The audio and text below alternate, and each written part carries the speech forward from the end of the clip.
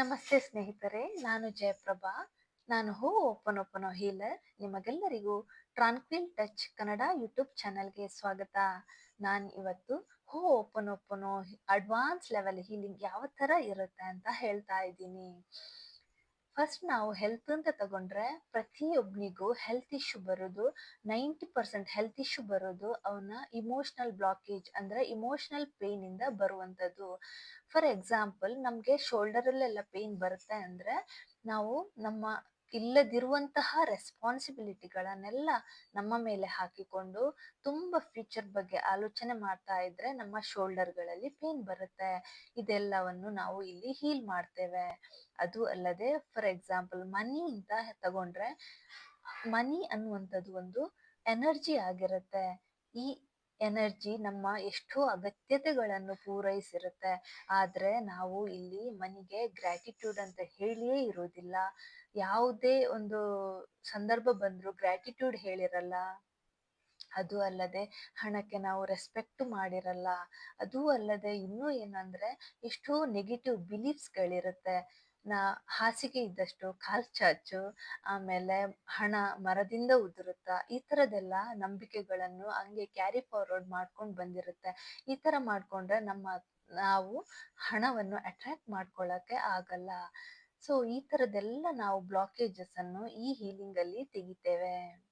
ಇನ್ನು ಇದು ಅಲ್ಲದೆ ನಾವು relationship, career, past karmic account ಮತ್ತೆ ಚೈಲ್ಡ್ಹುಡ್ ಟ್ರಾಮಾ ಎಲ್ಲವನ್ನು ಇಲ್ಲಿ ನಾವು ಹೀಲ್ ಮಾಡ್ತೀವಿ.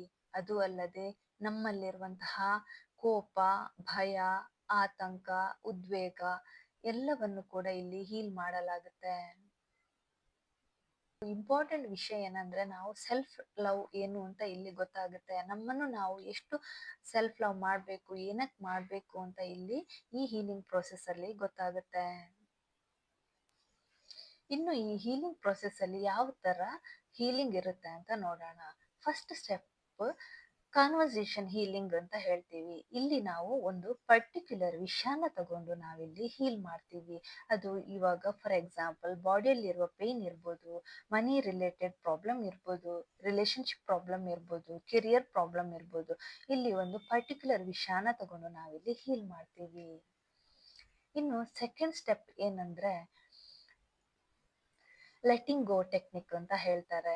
ಈ ಲೆಟಿಂಗ್ ಗೋ ಟೆಕ್ನಿಕ್ ಅಲ್ಲಿ ನಮ್ಮಲ್ಲಿರುವಂತಹ ಇಶ್ಯೂನ ನಾವು ರಿಲೀಸ್ ಮಾಡ್ಕೊಳ್ಳೋದು, ಟ್ಯಾಪಿಂಗ್ ಮಾಡಿಕೊಂಡು, ಈ ತರ ಟ್ಯಾಪಿಂಗ್ ಮಾಡಿಕೊಂಡು ನಾವು ಇಲ್ಲಿ ನಮ್ಮ ಇಮೋಷನ್ಸ್ನ ರಿಲೀಸ್ ಮಾಡ್ತೀವಿ.